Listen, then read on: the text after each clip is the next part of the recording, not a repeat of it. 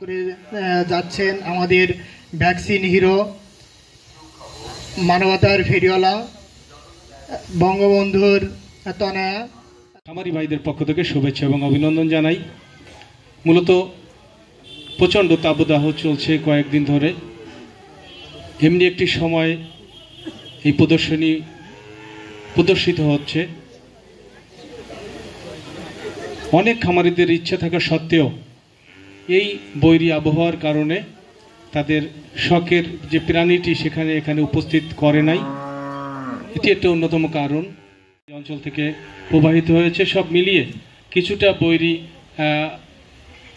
আনুষ্ঠানিকতায় কিছুটা প্রভাব পড়েছে এই বৈরী আবহাওয়ার জন্য। তারপরেও যারা এসেছেন তাদেরকে ধন্যবাদ জানাই। বিশেষ করে সম্মানিত সভাপতি মহোদয় এবং প্রধান অতিথি সহ যারা অতিথির আসন গ্রহণ করেছেন, তাদের এই উপস্থিতি আমাদের এই বর্তমান সময়ে যে দানাদার খাবারের যে পরিমাণ ঊর্ধ্বগতি, সেটিকে মাথায় রেখে একজন খামারি যখন একটি গরুকে তৈরি করে এবং এই গরু যখন দুধ দেওয়া শুরু করে, তখন থেকেই এই খামারিদের বিড়ম্বনা শুরু হয়। এই দুধটি বাজারজাত করা যেমন একটি বিড়ম্বনা, এটির ন্যায্য দাম তেমন পাওয়া যায় না। 1 কেজি খাবার যদি সুষম খাবার কিনতে হয়, তাহলে সুন্দরভাবে তৈরি করতে গেলে কমপক্ষে প্রায় 70 টাকার কাছাকাছি তার দাম পড়ে। অথচ 1 কেজি দুধ আমাদের এখানে ভালো দাম সবাই বলে, তারপরেও যদি কোনো মিষ্টির দোকানে দেওয়া হয় সর্বোচ্চ 50 থেকে 55 টাকা, যেটি সারা বছর ধরে এক রেটেই কাটে।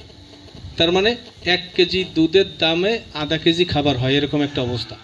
যদি একটি গাভীকেও পালন করতে চান, তাহলে উন্নত জাতের নেপিয়ার যে ঘাসটি পাওয়া যায়, যেটি জারা হিসেবে আমাদের এলাকায় আখ্যায়িত, অন্য যে ঘাসগুলি, সেই ঘাসগুলির হারভেস্টিং টাইম সেটা অনেক দেরি হয়। কিন্তু একমাত্র জারা ঘাস, যেটি প্রথম দফায় যদি রোপণ করা হয়, এবং বর্তমান সময়ে প্রোটিন বা এখানে সব মিলিয়ে যারা এখন বাংলাদেশের জন্য টপ ঘাসের ভিতরে আছে অন্যতম।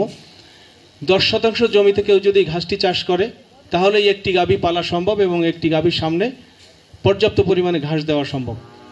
এছাড়া অন্য কোনো পথে যদি কেউ খামারি হতে চায়, কোনো ইউটিউব চ্যানেল দেখে বা কারো কোনো পরামর্শ উদ্বুদ্ধ হয়ে যদি কেউ, অনেক বিদেশি ভাইরা আছে যারা অনেক কষ্ট করে এদেশে আসার পরে প্রধানমন্ত্রীর ঐকান্তিক চেষ্টায় এলডিডিপি প্রকল্পের আওতায় বিভিন্ন ধরনের কর্মসূচি হাতে নেওয়া হয়েছে এবং তা বাস্তবায়ন হচ্ছে। তার ভিতরে একটাই মেলা প্রদর্শনী। সময়টা হয়ে গেছে একটু বিরূপ আবহাওয়ার ভিতরে কোনো কিছু আনা যাচ্ছে না। যেমন এখানে একজন বাস্তব অভিজ্ঞতা সম্পন্ন একজন ব্যক্তি, বিশিষ্ট চেয়ারম্যান সদরের হাদিউজ্জামান হাদি সাহেব যে কথাগুলো বললেন তার নিজের অভিজ্ঞতার আলোকে আমরা চাচ্ছি এই কথাগুলো, এই জিনিসগুলো প্রত্যেকটা কৃষক অনুভব করুক এবং তাদের দাবি দেওয়াগুলো সামনে নিয়ে আসুক। একসময় লাইভ স্টক এত অবহেলিত ছিল যে এখানে কেউ যেতেও চাইত না। মাছ চাষ বা অন্যান্য চাষে যে ক্ষতিগ্রস্ত হয়ে শেষ পর্যন্ত শেষ ভরসা লাইভ স্টক। মানে সরকারি অফিস শুরু হয়েছে 18 তারিখ মেলা। আসলে এই স্বল্প সময়ের ভিতরে তড়িঘড়ি করে ব্যাপক আকারে আসলে করাটা আন্তরিকতা থাকলেও হয়ে ওঠেনি। তারপরে আমাদের চেষ্টার ত্রুটি ছিল না। যত দূর সম্ভব আমরা চেষ্টা করছি যাতে এটা সুন্দরভাবে করা যায়, করতে যাচ্ছি। সেটা প্রথম এই সমস্ত ব্যাপারে আমাদেরকে উজ্জীবিত করছিলেন কে?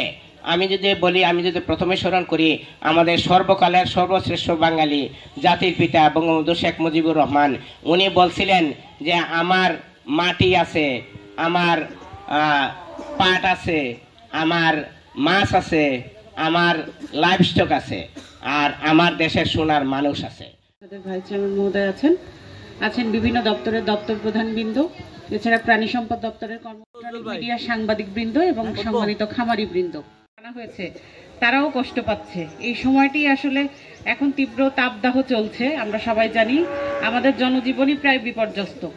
সেখানে আমি ওই এক খামারি ভাইকে দেখছিলাম, দেখেন ওনাকে আমরা এখান থেকে বসে পর্যবেক্ষণ করছিলাম যে উনি ওনার একটি বাছুর নিয়ে এসেছেন, গরু নিয়ে এসেছেন, তাকে যেভাবে সেবা করছেন। তো উনি নিজেও, আমি বলছিলাম যে গরু ছাগলের তাদের যে সেবা করতে হচ্ছে, দেখেন উনি নিজেই অসুস্থ না হয়ে যায়। আসলে যে পরিমাণ গরম পড়েছে, এই সময়টার জন্যই আমাদের হয়তো প্রাণীদের নিয়ে খামারিরা আসতেও পারেনি। কারণ খামারিরা যে আমাদের কচুয়া সদর উপজেলা পরিষদের চেয়ারম্যান সাহেব, উনি একজন ভালো খামারি আমরা জানি। তো উনি বলছিলেন যে এখন যদি আমি খামার থেকে আমার প্রাণী বের করি তাহলে সেটা আরও ক্ষতিকর হয়ে যাবে। আরও উপস্থিতি থাকতো, মানুষও যে আসবে, গরমের কারণে আমাদের অফিসারবৃন্দ অনেকেই বলছিলেন আমরা আসবো, কিন্তু আসলে সবার উপস্থিতি আমরা পাইনি। আমাদের প্রচারণাও যদি বলেন, সেই প্রচারণাও কিছুটা কম হয়েছে। তার কারণ হচ্ছে আমাদের গণপ্রজাতন্ত্রী বাংলাদেশ সরকারের মাননীয় প্রধানমন্ত্রী, আপনারা দেখেছেন, এই অনুষ্ঠানটি উদ্বোধন করেছেন। তো উনি যেদিন সম্মতি দিয়েছেন সেই হিসাবেই অনুষ্ঠানটি আয়োজন করতে হয়েছে।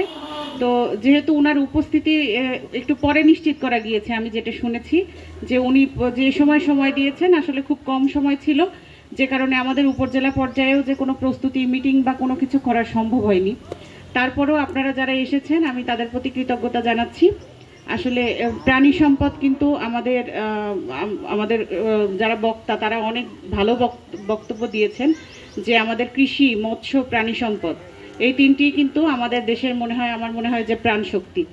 কৃষি না বাঁচলে আমরা বলি যে কৃষক বাঁচলে দেশ বাঁচবে। একইভাবে এই যে আমাদের যারা খামারি আছে, আমরা যদি এই খামারিদেরকে পর্যাপ্ত সুযোগ সুবিধা, তাদেরকে যে এই সুবিধাগুলো নিশ্চিত করতে না পারি, তাহলে কিন্তু তারাও এই প্রাণী পালনে তারাও কিন্তু উৎসাহিত হবে না।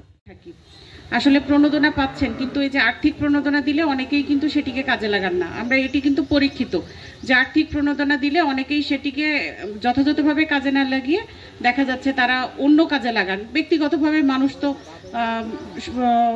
দরিদ্র মানুষ, তার অন্য প্রয়োজন থাকে, কিন্তু উনি দেখা যাচ্ছে সেই প্রয়োজনে উনি এই অর্থটা ব্যয় করেন, উনি ওনার যে কাজে দেওয়া হয়েছে সেটিকে উনি কাজে লাগান না। কিন্তু এটি কিন্তু আসলে